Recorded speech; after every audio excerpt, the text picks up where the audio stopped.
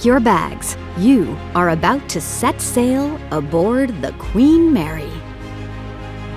When passengers stepped on board the Queen Mary, they settled in for an adventure on one of the biggest, fastest, and most luxurious ships of its day. If you wanted to get from one part of the world to another, travel by ship was your only choice. The Queen Mary's job was to transport passengers and mail across the ocean and provide a home away from home during the 5-day crossing.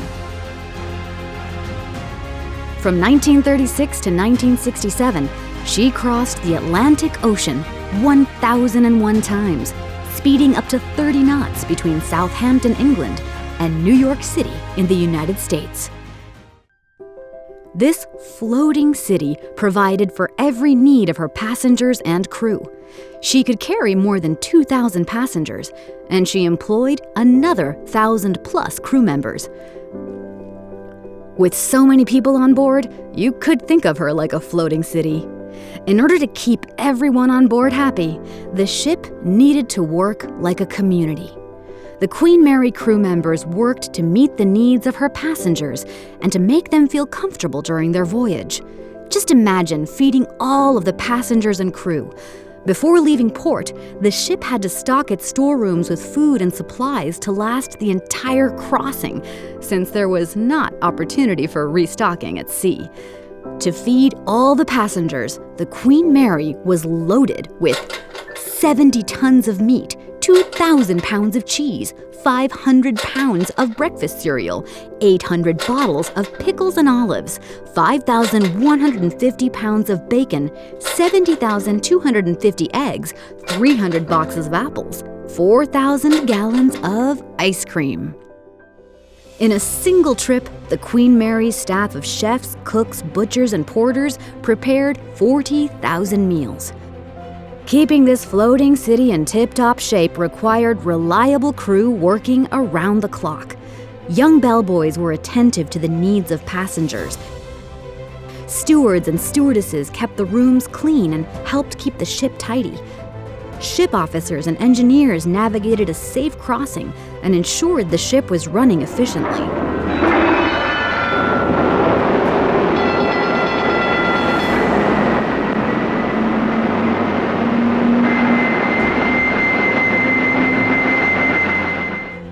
Needless to say, the duties aboard the Queen Mary kept the crew busy, from the lowest kitchen hand up to the captain. During an ocean voyage, there were plenty of things for passengers to do on board the ship. You could visit the library, see a movie, go to the gym, run laps around the deck, go for a swim in the swimming pool, or get your hair cut if you were in the mood. Strolling the many decks offered a chance to enjoy the fresh salt air. Another spot just for kids was a playroom filled with toys and activities for young passengers. To enter the room, kids could ride a slide right down into the playroom and have some fun. The Queen Mary has many large rooms called salons that could be used for listening to music or playing games like cards or bingo. When the games were finished, the salon could become the ballroom for dancing and parties. In addition, these rooms were transformed into dining rooms, serving many meals. After a busy day, passengers went to bed in their cabin or stateroom to get a good night's sleep. Some rooms had portholes that let in the cool ocean breeze. Others were decorated with fancy furnishings and included bathtubs that offered the option of fresh or salt water for bath time. Some rooms had big, comfortable beds. Other rooms had bunk beds. The Queen Mary also offered special accommodations for pets, fish, and at times, even zoo animals were passengers. On the sports deck, the Queen Mary had kennels for dogs and cats, birds, and even chickens.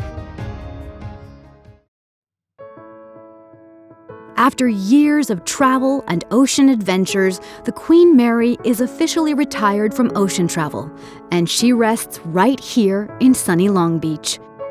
Now today marks the end of this ship And this particular ceremony, it marks the end of this great vessel as a ship. This floating city continues her work as a hotel with a unique history and holds a special place in our hearts. We welcome you aboard as we connect past to present and learn from history and imagine our future. Full steam ahead.